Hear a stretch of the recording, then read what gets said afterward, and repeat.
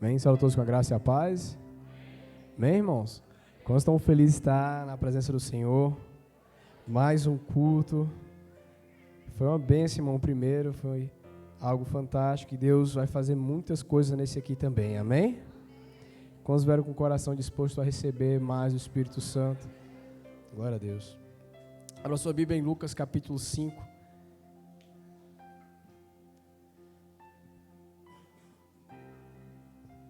Lucas capítulo 5.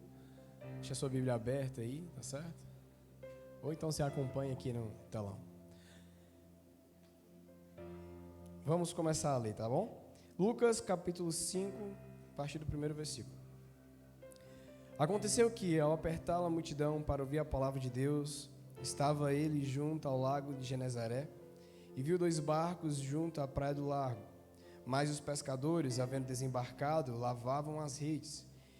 Entrando em um dos barcos, que era o de Simão, pediu-lhe que afastasse um pouco da praia, e assentando-se ensinava do barco as multidões. Quando acabou de falar, disse a Simão: faze-te ao largo, e lançai as vossas redes para pescar. Respondeu-lhe Simão: mestre, havendo trabalhado toda a noite, nada apanhamos, mas sobre a tua palavra lançarei as redes. E isto fazendo, apanharam grande quantidade de peixes, e rompiam-se-lhe as redes. Então fizeram sinais aos companheiros do outro barco, para que fossem ajudá-lo. E foram e encheram ambos os barcos, a ponto de quase irem a pique. Vendo isto, Simão Pedro prostrou-se aos pés de Jesus, dizendo: Senhor, retira-te de mim, porque sou pecador. Pois à vista da pesca que fizeram, a admiração se apoderou dele e de todos os seus companheiros, bem como de Tiago e João, filhos de Zebedeu, que eram seus sócios.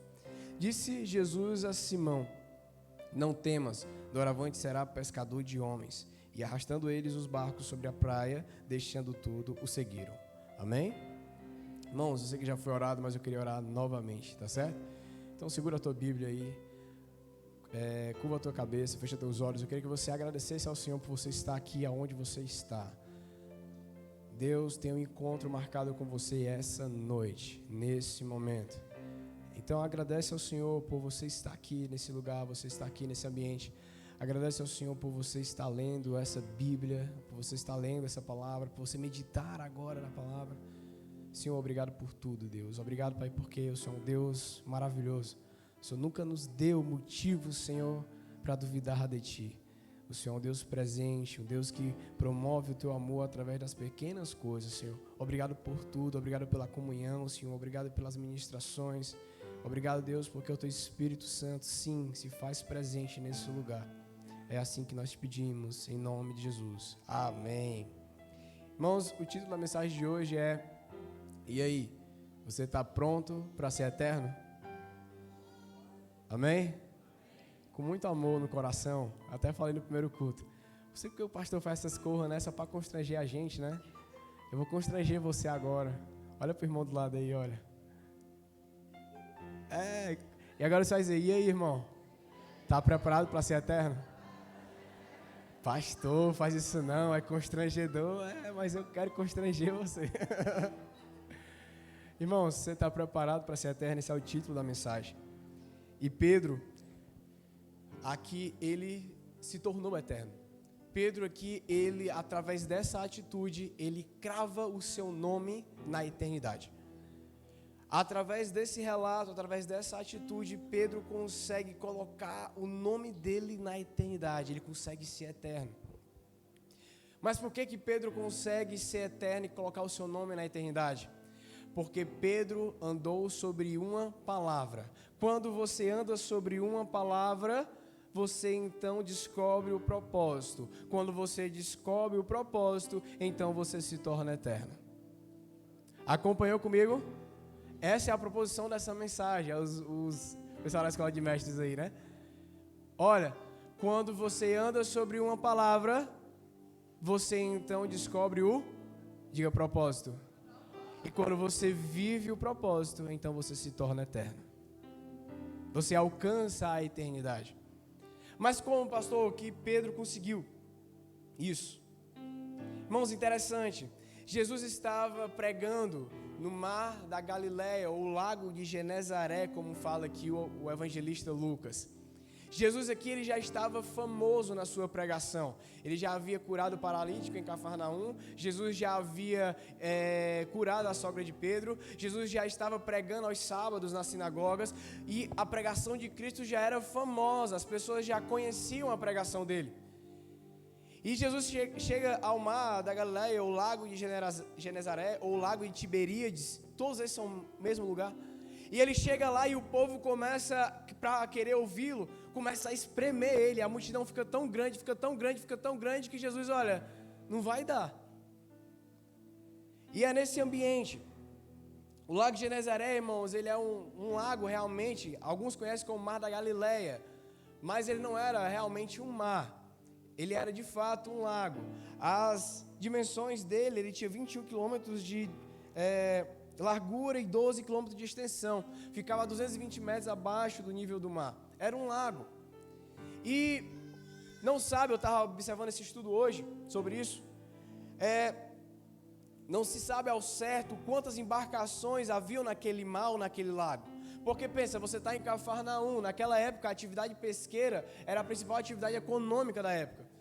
Então possivelmente ali havia talvez centenas de barcos, ou até milhares de barcos, porque era uma cidade que dependia da pesca.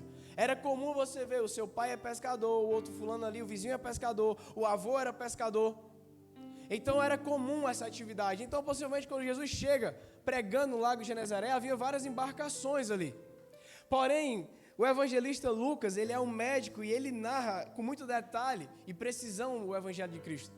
E aí no versículo 2, ele diz que, porém Cristo, talvez em centenas de navegações, barcos que havia ali, Cristo olha para 2 barcos, mas decide entrar em um. Cristo decide entrar em um barco. Irmãos, barco aqui simboliza vida. Deixa eu te falar, tudo que Jesus faz tem um propósito, amém? O que Jesus faz tem um propósito, o que Jesus fala tem um propósito, o que Jesus vê tem um propósito, o que Jesus pensa tem um propósito. Tudo que Jesus faz, Ele faz com um propósito, nada Ele faz sem propósito. Jesus, quando viu aquele barco e decidiu, no meio daquelas centenas de navegações, entrar naquele barco, é porque era naquele barco que Ele tinha um propósito. Irmão, talvez essa noite você ache que veio para um culto só por causa da rotina. É mais um culto de domingo que eu vou assistir. Ou é mais um culto de domingo que eu vou porque é a minha rotina. Não. De centenas de vidas, Deus escolheu você para estar aqui hoje. E já que Deus, tudo que Ele faz tem um propósito, se você está aqui essa noite é porque Deus tem um propósito na sua vida. Ele escolheu você, Ele quer você, porque essa mensagem é para você. Como estão entendendo isso, irmão? Deus tem um propósito particular com você. Só que entenda a situação das pessoas que estavam naquele barco. Diz o evangelista ainda no versículo 2, que os pescadores estavam desembarcando e lavando as redes. Irmão, o pescador só lava a rede quando ele termina de pescar. Um pescador lavando a rede significa que ele está encerrando o seu turno. Ele está encerrando a sua atividade, o seu serviço. Irmãos, eu não sei você, mas depois de um grande dia de trabalho, de muita produtividade, de muita coisa feita, o que você quer no final do dia é o quê? Diga descansar. Tô certo? Por mais que você ame o trabalho que você faz, por mais que você goste do que você faz, mas vai chegar uma hora que o seu corpo, a sua mente, vai necessitar o quê? Descansar. Então você vai chegar e vai dizer, olha, eu tenho que encerrar esse meu serviço, eu tenho que encerrar essa minha atividade. Irmãos, eu trabalhava numa empresa, e eu chegava 8 horas da manhã e horário comercial. Quando estava chegando 15 para as 6, irmão, ficava uma alegria no coração, sabe? Você sente essa alegria? Você sabe o que eu estou falando, né? Dava 15 para as 6, ô Jesus, está chegando, ô glória.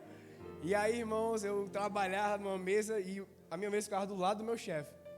Rapaz, quando ele falava isso aqui, ó, Noé, tinha como tu ver um negócio aí para mim? Oh, meu Deus do céu, era uma facada no coração aquilo. Porque esse negócio, Noé, tem como tu ver uma coisa aí para mim? Eu já sabia que ia levar 1 hora. Ou seja, o encerrar do serviço não ia encerrar aquela hora. Irmãos, isso era uma facada no coração. Você sabe o que eu estou falando, sabe aqui? Pronto. Então, irmãos, por quê? Mas se eu gostasse que eu faria, mas, irmãos, eu queria encerrar. Eu estava encerrando o serviço, eu queria ir embora. Mas agora, eu estou falando de alguém que teve um serviço bom, de alguém que produziu, de alguém que vendeu, de alguém que deu tudo certo no dia. E mesmo assim a pessoa quer ir embora. Agora você imagina quando a pessoa teve um dia ruim, atribulado, onde o trabalho só tinha bucho, só tinha problema, só deu defeito. Se no dia normal você quer ir embora, nesse dia então é aí que você quer. A coisa que você menos quer é o trabalho. Amém? Você está entendendo isso? Irmãos, era nessa situação que esses pescadores estavam. Porque diz, a gente acabou de ler, eles passaram a noite inteira pescando, mas não tiveram nenhum peixe. Aí eu te pergunto, você acha que eles estavam lavando essa rede feliz? Você acha que eles estavam lá lavando essa rede, pô, monte de feliz assim, poxa, que bom que nós estamos lavando a rede aqui. Mas ele estava indignado, estava injuriado, estava com raiva, estava triste. Por quê? Um pescador, peixe para um pescador é o quê? Recurso, é alimento, é levar a comida para dentro de casa, o sustento da sua família. Se ele passou a noite inteira pescando e não pegou nada, foi então esses homens emocionalmente estão derrubados, irmão. Eles estão com raiva, não estão lavando aquela rede feliz, não. E é esse barco que Jesus entra. Você está pegando o seu espírito aí? Irmãos, Jesus ama entrar nesse tipo de barco, onde tudo está dando errado, onde nada dá, porque Ele tem um propósito com isso, manifestar a glória dEle. Irmãos, e Ele entra nesse barco, e a partir daqui a gente vai ver uma série de ordens que Jesus dá, e uma série de respostas que Pedro dá a essas ordens. E eu digo que as ordens que Jesus dá, ela vai subindo o grau de loucura. Jesus dá 2 ordens, mas uma mais doida que a outra. Como assim, pastor? Observe comigo para você ver. Versículo 3. Jesus então entra em um dos barcos, que era de quem? Simão ou Pedro. E Jesus dá a primeira ordem. Qual é a primeira ordem? Se afaste um pouco da... Meu irmão, você imagina agora, se coloque no lugar de Simão. Sua noite foi horrível. Você trabalhou, não vai levar nada para casa. Você está lavando a rede. Chega um cara e diz, se afasta um pouco da praia. Eu matava um cara desse. Você concorda comigo? Ixi, concordo não é Jesus, né? A gente não mata não. Se fosse outro, né? Irmão, deixa eu falar, praia aqui significa uma coisa. Praia aqui significa conformismo. Repita comigo, conformismo. Sabe o que é conformismo? É você aceitar a situação que você está vivendo. Conformidade é você aceitar a situação que você está vivendo e achando que aquela situação define a sua vida. Ou seja, pastor, é porque eu sou assim mesmo, sabe? É o meu jeito, eu não mudo. Pastor, é porque esse é meu temperamento. Pastor, é porque essa é a minha personalidade. Pastor, é porque essa é a minha vida. Pastor, é porque essa é a minha família. Pastor, é porque foi assim mesmo. Esse é meu passado. Pastor, é isso. Então, se é assim, eu apenas aceito.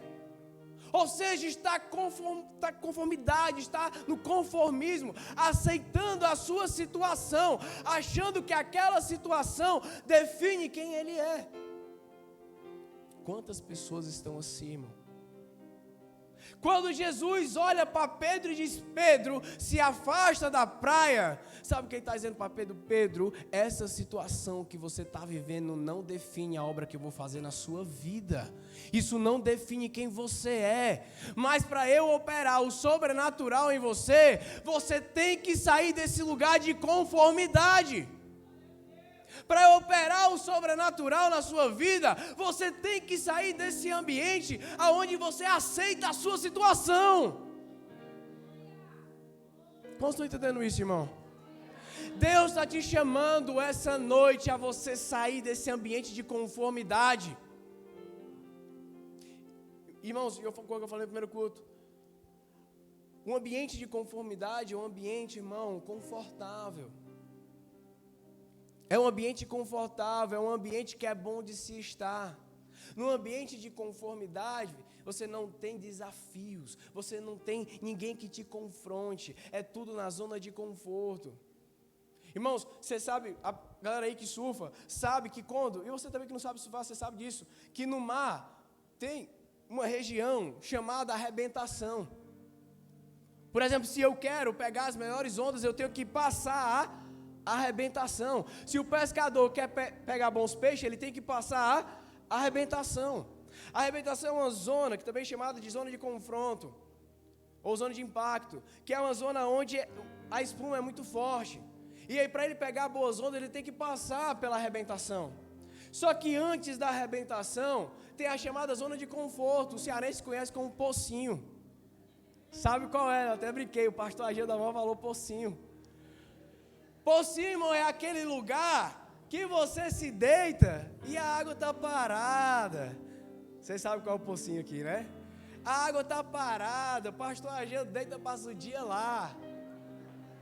Ou seja, é aquele lugar onde a água está paradinha. É confortável estar lá, sim ou não? Não é bom estar lá, né? Não tem onda, não tem nada, é ótimo, relaxa.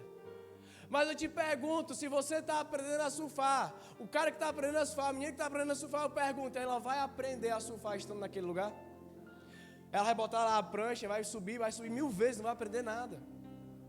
Sabe por quê? Ela só vai, ou ele só vai evoluir, se ele passar pela zona de arrebentação, pela zona de impacto, pela zona de confronto.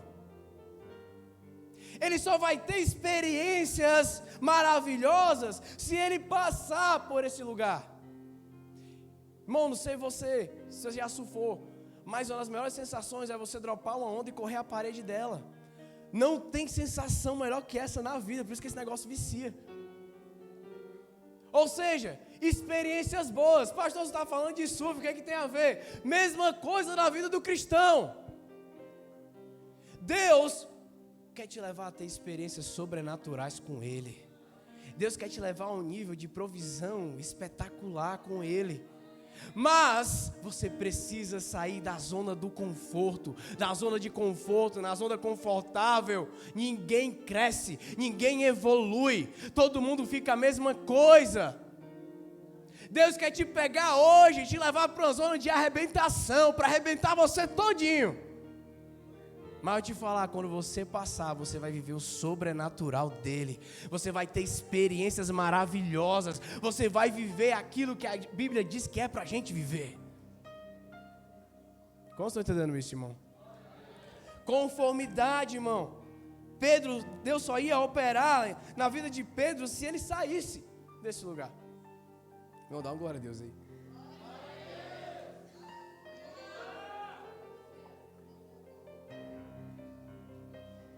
Essa é a primeira ordem.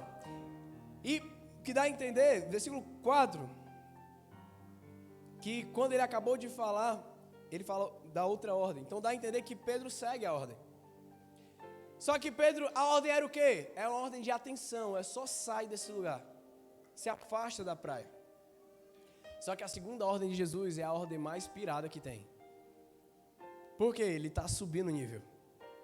Jesus é assim, irmão, quando você obedece, mais obediência Ele quer. E Ele quer ver até onde você está disposto a obedecer Ele. Pedro obedeceu, se afastou. Qual foi a segunda ordem de Jesus? Versículo 4. Quando acabou de falar, disse a Simão, faze-te ao largo e lançai as vossas redes para... Irmão, você imagina só. Pedro se afasta a embarcação para Jesus falar com a multidão e fica lá esperando Jesus. O homem está cansado, pescou a noite todinha, não pegou nenhum peixe, está injuriado, e Jesus ainda atrapalhou ele de lavar a rede. E ele está lá esperando. Ou seja, aí Jesus acaba de pregar a multidão. O que Pedro pensa? Agora eu vou voltar e ir para casa. Jesus, olha aí, Pedro, agora vão mais profundo. E não só isso, joga a rede. Eu acho que Pedro deve ter olhado, mestre, todo respeito, o senhor está doido. O senhor pirou.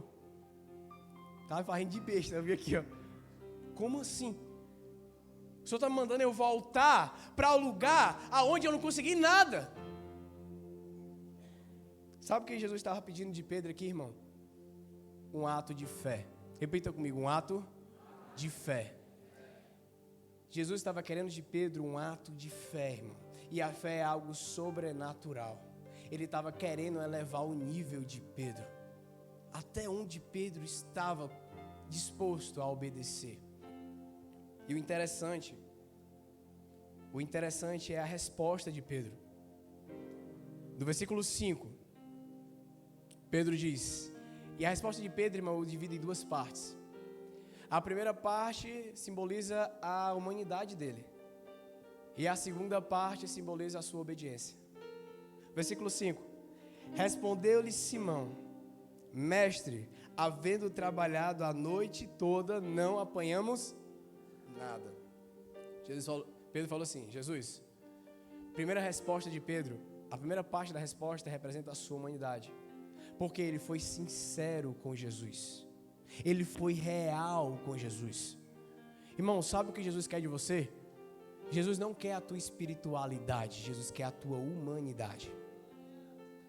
Por que você acha que Jesus se fez carne? Se fez humano para poder modificar a tua humanidade. Jesus não quer a tua espiritualidade. Sabe qual é o problema? É que muitas das vezes nós revestimos-nos de uma capa de religiosidade e chegamos na presença de Deus com uma capa religiosa e não somos sinceros, não somos humanos com Ele. Enquanto Jesus queria apenas a nossa humanidade, porque quando a gente revela a nossa humanidade, Ele trata a gente. E um dos personagens da Bíblia que eu mais gosto é Pedro. Porque Pedro, ele é real, ele é sincero com Deus. Pedro não esconde a sua humanidade com Jesus. E ele é bem real com Jesus. Ele diz, Senhor, o Senhor está doido. Com todo respeito. O Senhor não está falando aqui com o amador. O Senhor não está falando com quem pesca porque gosta. O Senhor está falando com um profissional. O Senhor está falando com alguém que ganha a vida com isso. Todo dia eu estou pescando. Minha embarcação aqui, o pessoal na minha embarcação, todo dia está fazendo a mesma coisa. E eu estou lhe falando, Jesus, eu, pescador profissional, passei a noite toda pescando e não tivemos nada. Ele está sendo o que, irmão, com Jesus? Sincero. Ele está sendo real. Ele está falando o que realmente está no seu coração. Ele não está colocando a capa de religiosidade. Mas a segunda parte da resposta de Pedro é mais espetacular ainda. Porque Pedro diz, Senhor, mesmo eu não concordando com o que o Senhor está falando, mesmo eu não entendendo o que o Senhor está falando, mesmo eu não tendo um nexo o que o Senhor está falando, mesmo a minha concepção profissional ser loucura, o que o Senhor estava falando, mas sob a tua palavra lançarei as redes. A primeira parte da resposta de Pedro representava a sua humanidade, mas a segunda fase representava a sua obediência. E isso para mim define o que é fé, irmão. Você deve estar se perguntando, como assim, pastor, define o que é fé? Porque a fé é aquilo que eu acredito.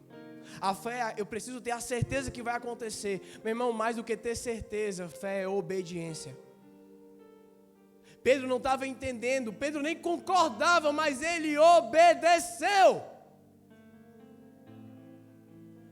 Eu vou bater um pouco agora. Tá ok?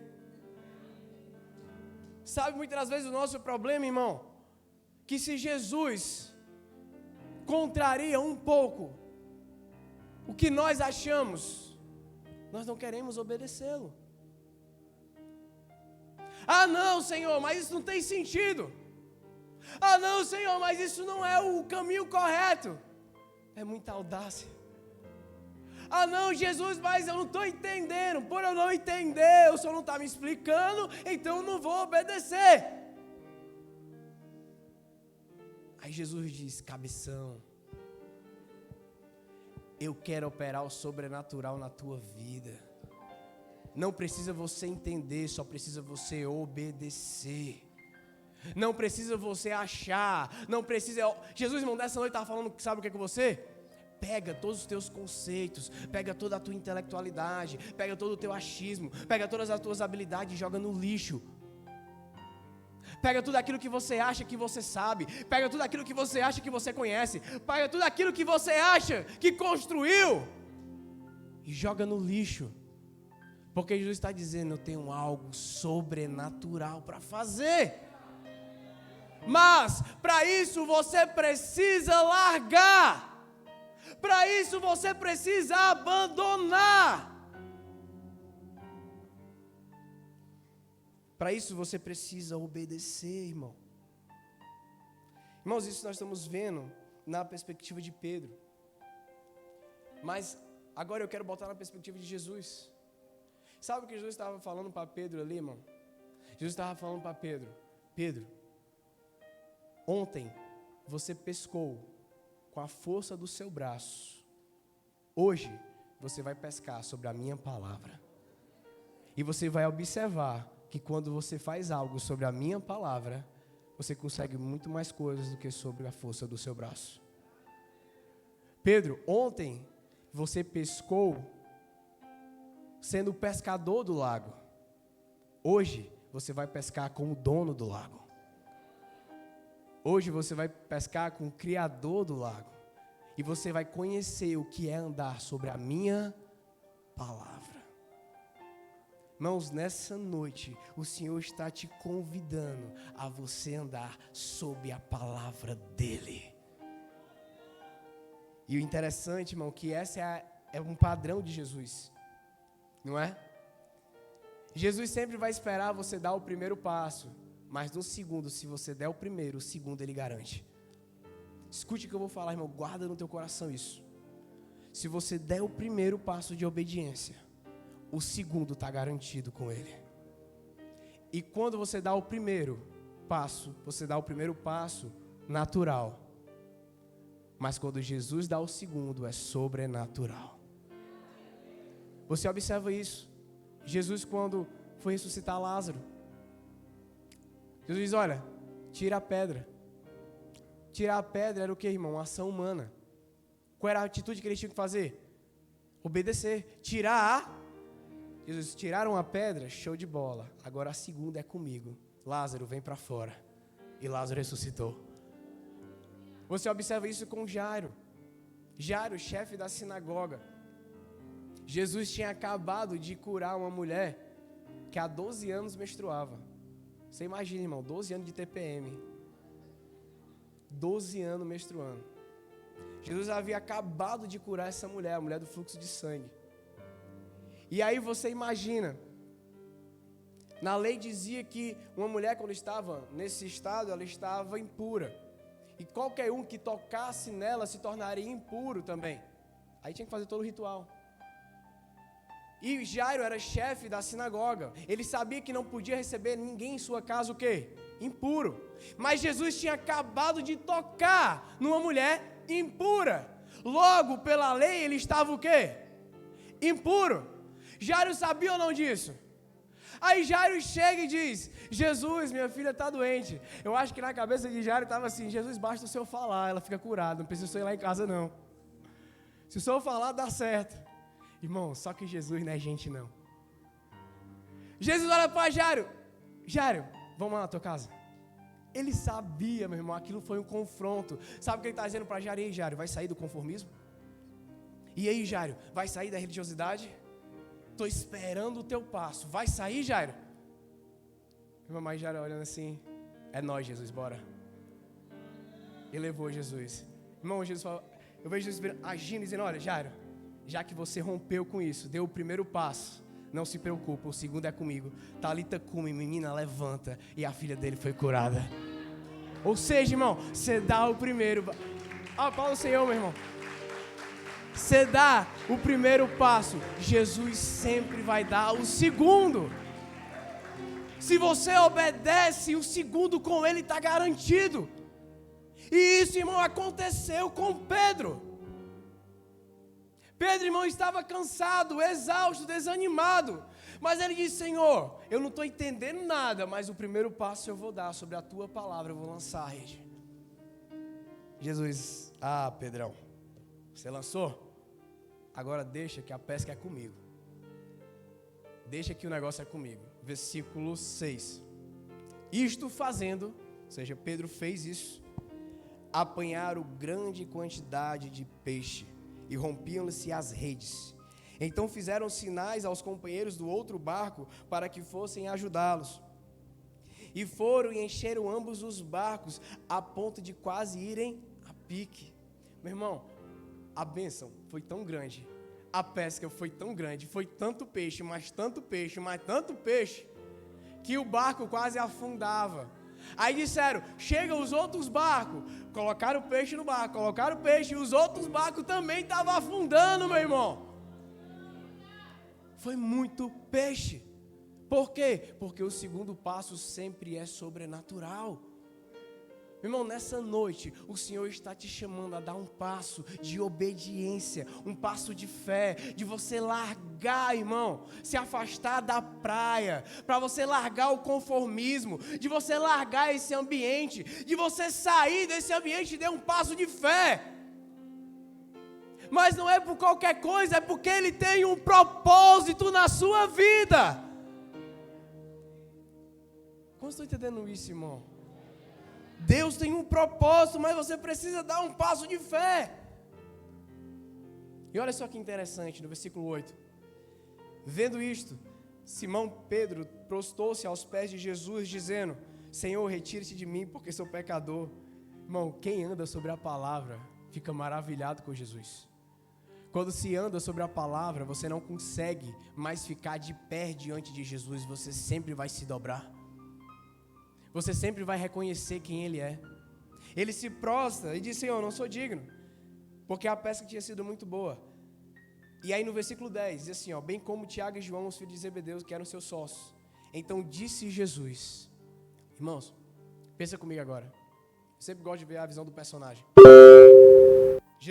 Pedro pesca a maior pesca da vida dele.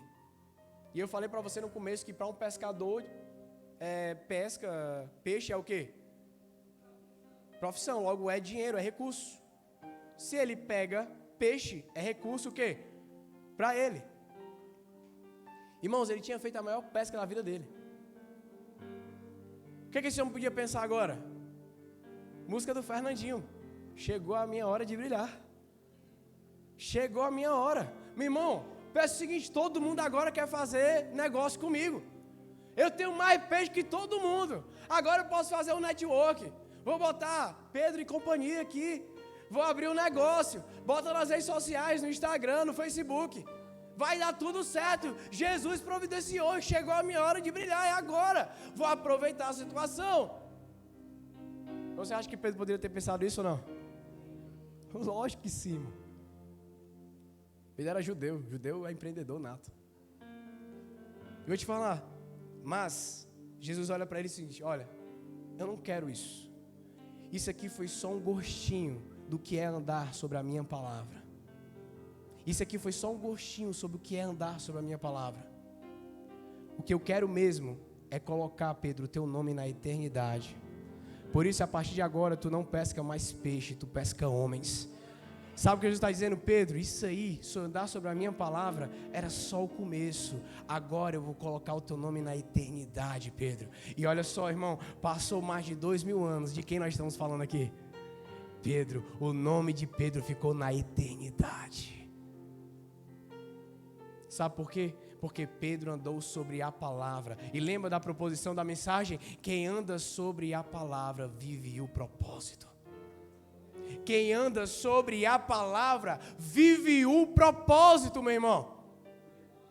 E a pergunta e o título da mensagem então vem à tona. E aí, está preparado para ser eterno? Pastor, como eu serei eterno? Vão falar de mim? Vão também escrever sobre mim? Meu irmão, deixa eu te falar.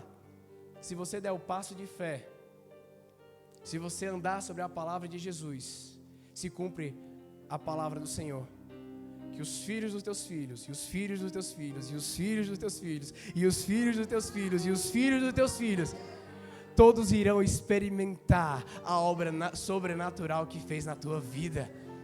Os teus netos, os teus bisnetos, toda a tua geração, o teu nome vai ficar para sempre na terra. Por quê? Porque você decidiu tomar um ato de fé. Mais uma vez eu pergunto, e aí? Está preparado para ser eterno? Mais uma vez vou perguntar, você está preparado para ser eterno? Meu irmão, se você está preparado, o Senhor está te chamando, tome um passo de fé hoje.